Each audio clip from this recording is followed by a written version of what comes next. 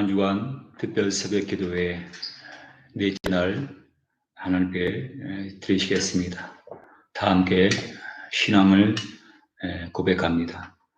전능하사 천지를 만드신 하나님 아버지를 내가 믿사오며 그 외아들 우리 주 예수 그리스도를 믿사오니 이는 성령으로 잉태하사 동정녀 마리아에게 나시고 본디오 빌라도에게 고난을 받으사 십자가에 못 박혀 죽으시고 장사한 지 사흘 만에 죽은 자 가운데서 다시 살아나시며 하늘에 오르사 전능하신 하나님 우편에 앉아 계시다가 죄로서 산자와 죽은 자를 심판하러 오시리라. 성령을 믿사오며 거룩한 공예와 성도가 서로 교통하는 것과 죄를 사하여 주시는 것과 몸이 다시 사는 것과 영원히 사는 것을 믿사옵나이다. 아멘. 하나님 아버지, 은혜와 사랑을 감사합니다. 주님께서 죄인들을 구원하시기 위해서 십자가의 고난을 짊어지신 고난 주간에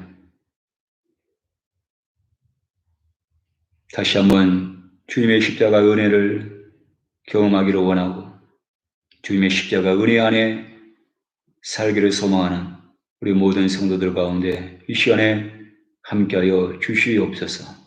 우리 일생을 살아가면서 오직 예수 그리스도의 십자가만을 바라보게 도와주시고 십자가만을 의지하게 도와주시고 십자가만을 찬양하게 도와주시고 십자가만을 자랑할 수 있는 우리의 삶이 되시도록 우리 하나님께서 함께하여 주시옵소서.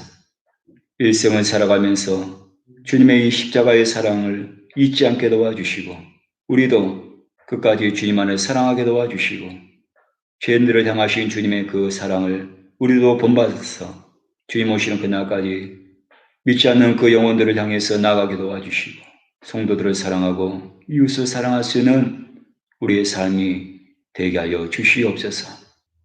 이 시간 부족한 종 십자가의 뒤로 가려주시고 오직 주님의 진리의 말씀만을 바르게 증거하시도록 종의 입술을 주님께서 주장하여 주시고 사용하여 주시옵소서. 감사드리며 예수 그리스도 이름으로 기도했습니다. 아멘. 할렐루야. 오늘 말씀은 요한복음 18장 1절에서 11절 말씀입니다. 다 함께 천천히 봉독하시겠습니다. 예수께서 이 말씀을 하시고 제자들과 함께 기드론 시내 건너편으로 나가시니 그곳에 동산이 있는데 제자들과 함께 들어가시니라. 그곳은 가끔 예수께서 제자들과 모이시는 곳이므로 예수를 파는 유다도 그곳을 알더라. 유다가 군대와 대제사장들과 바리새들에게서 얻은 아랫사람들을 데리고 등과 횃불과 무기를 가지고 그리로 오는지라. 예수께서 그 당할 일을 다 아시고 나아가 이르시되 너희가 누구를 찾느냐? 대답하되 나사렛 예수라 하거늘 이르시되 내가 그니라 하시니라. 그를 파는 유다도 그들과 함께 섰더라. 예수께서 그들에게 내가 그니라 하실 때에 그들이 물러가서 땅에 엎드려 쉬는지라. 이에 다시 누구를 찾느냐고 물으신데 그들이 말하되 나사렛 예수라 하거늘 예수께서 대답하시되 너희에게 내가 그니라 하였으니 나를 찾거든 이 사람들이 가는 것을 용납하라 하시니 이는 아버지께서 내게 주신 자 중에서 하나도 잃지 아니하였사옵나이다 하신 말씀을 응하게 하려 함이로라. 이에 시몬 베드로가 칼을 가졌는데 그것을 빼어 대제사장의 종을 쳐서 오른편 귀를 베어버리니 그 종의 이름은 말고라. 예수께서 베드로더러 이르시되 칼을 칼집에 꽂으라. 아버지께서 주신 잔을 내가 마시지 아니하겠느냐 하시니라. 아멘. 우리 옆에 계신 분과 인사하겠습니다. 주님이 이 자리에 함께하고 계십니다. 아멘. 우리 옆 사람과 인사하실 때 끝까지 예수님을 사랑합시다. 아멘. 여러분 일평생 주님만을 사랑하시는 여러분 되시 바랍니다. 주님을 사랑하는 그 마음 변함없는 여러분 신앙이 되시길 바랍니다. 오늘은 목요일입니다. 예수님의 그 목요일 사역을 살펴보면은 다락방에서 제자들과 마지막 만찬을 하시고 그리고 성만찬을 제정하셨습니다. 그리고 제자들의 발을 씻으신 그 예수님의 모습을 통해서 저와 여러분이 섬김의 삶을 살 것을 권면을 하신 겁니다.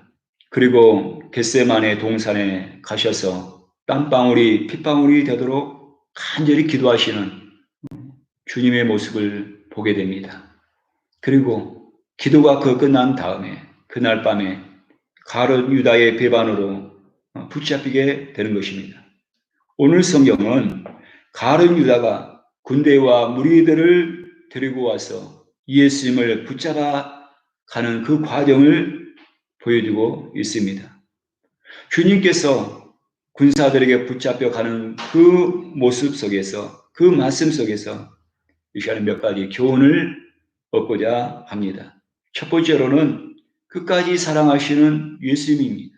8절을 보면 하반절 보면 내가 그니라 하였으니 나를 찾거든 이 사람들이 가는 것을 용납하라 하시니 이 사람들은 가게 용납하라. 주님은 어떤 고난도 감당할 수 있는 그런 마음의 준비가 다 되어 있었습니다. 그러나 제자들은 아직 고난의 잔을 마실 준비가 되지 않았습니다. 그동안 주님으로부터 제자 훈련을 받았지만은 말씀 공부를 했지만은 영적으로는 아직 성숙한 그런 단계가 아니었습니다. 오순절날 성령의 권능을 받고 난 뒤에야 제자들은 고난의 잔을 마실 수 있는 제자들이 되었습니다.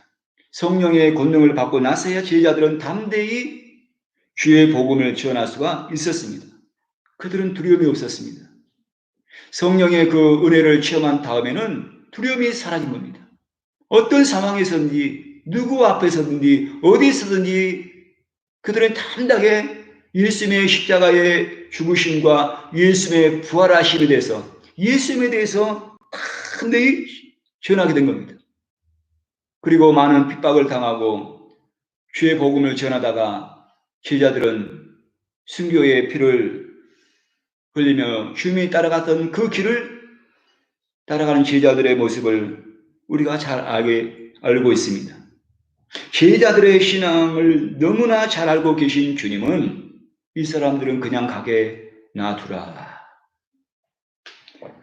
주님은 제자들을 먼저 걱정하신 것입니다. 우리는 주님의 모습 속에서 참된 목자의 모습을 보게 됩니다. 참된 리더십이란 어떤 모습인지 우리에게 잘 보여주고 있는 것입니다. 참된 리더십은 자신이 먼저 희생하는 것입니다. 먼저 자신을 희생하시는 모습 속에서 주님의 참된 사랑을 우리가 보게 되는 겁니다. 주님은 제자들을 끝까지 사랑하신 것처럼 주의 모든 성도들을 끝까지 사랑하고 계시는 것을 우리가 알아야 됩니다. 요한복음 13장 1절에 보면 세상에 있는 자기 사람들을 사랑하시되 끝까지 사랑하시니라.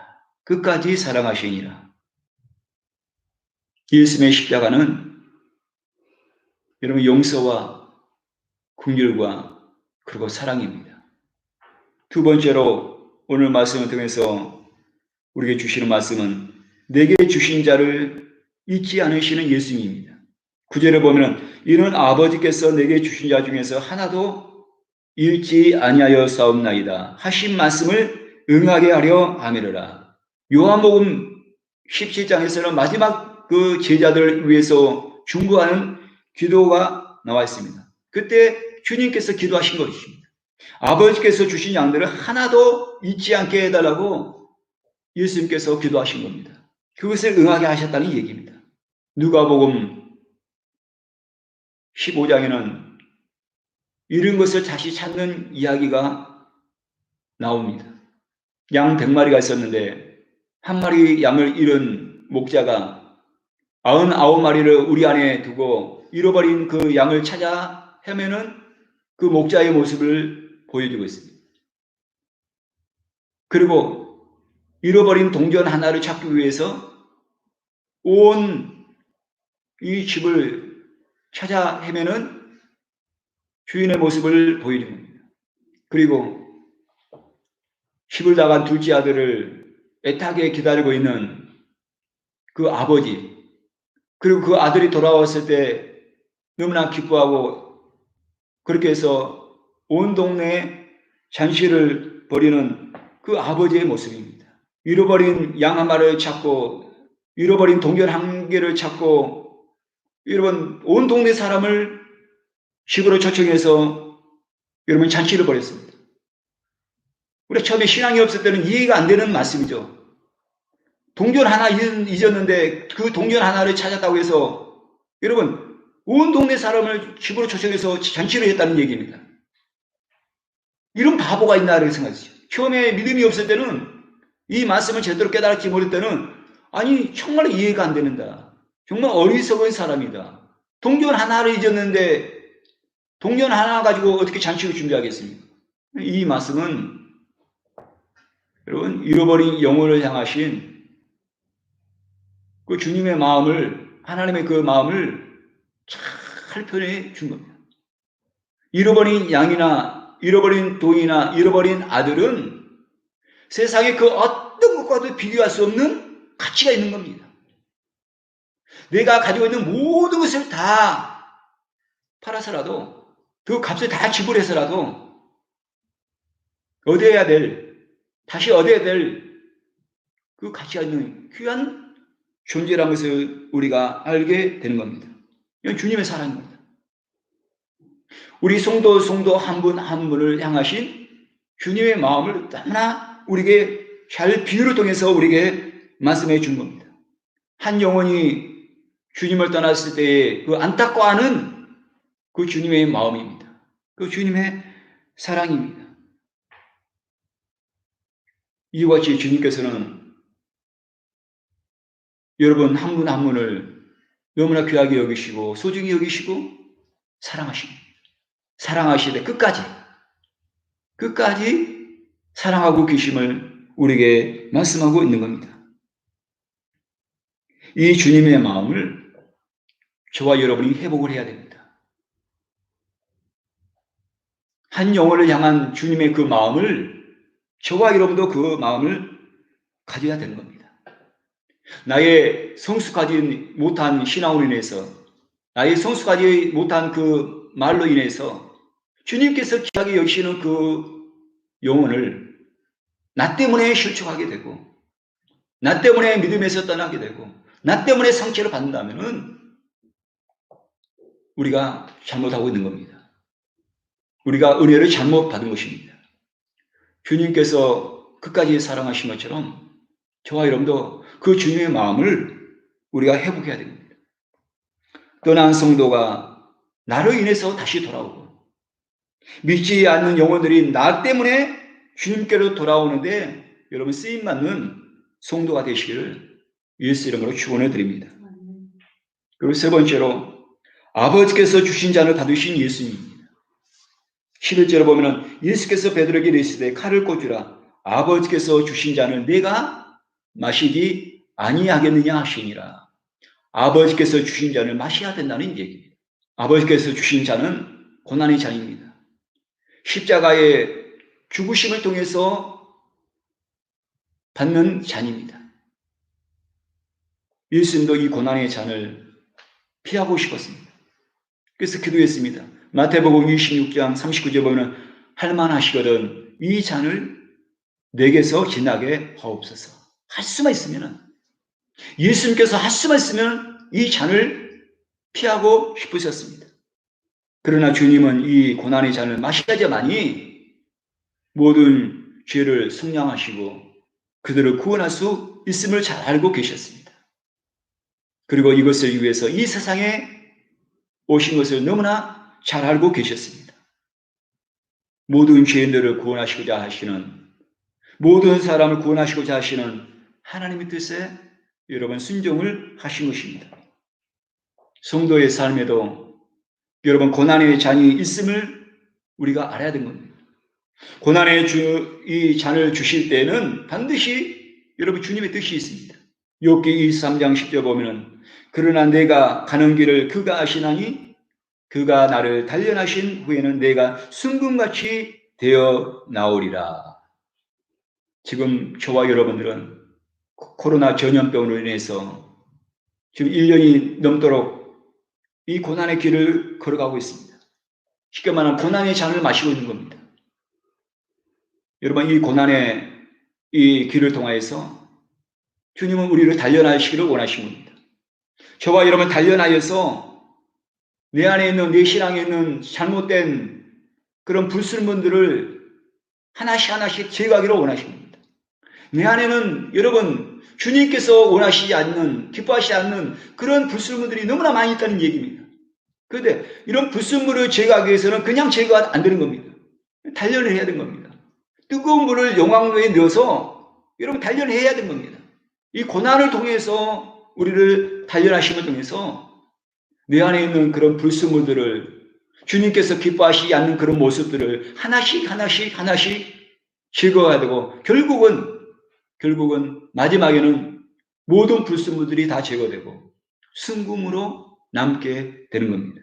바라건대 여러분 이번 이 코로나 이 사태를 저와 여러분이 지나면서 여러분의 신앙이 순금으로 되는 시간이 되시기 바랍니다.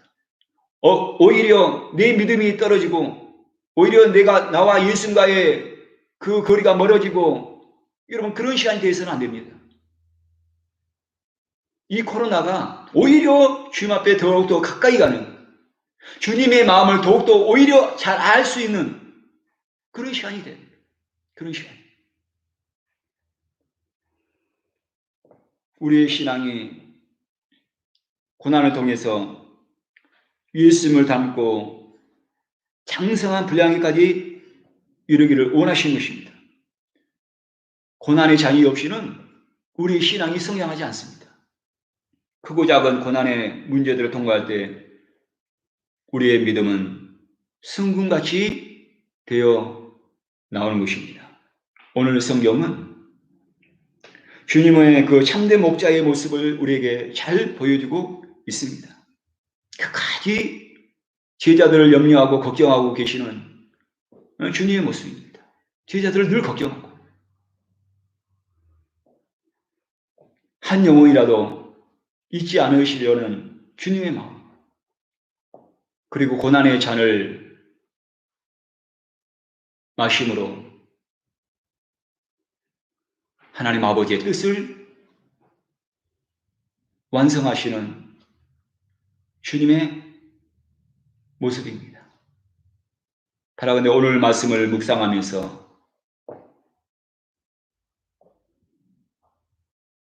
주님의 사랑을 깨닫는 여러분 되시기 바랍니다.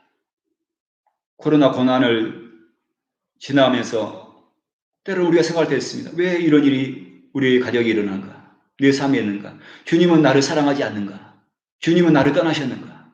결코 그렇지 않습니다. 뜻이 있는 겁니다. 여러분 믿음으로 승리하시기 바랍니다. 늘 제가 예배 드릴 때 믿음으로 삽시다라고 이렇게 다짐하게 하는데 여러분의 진짜 믿음이 지금 필요할 때인 겁니다.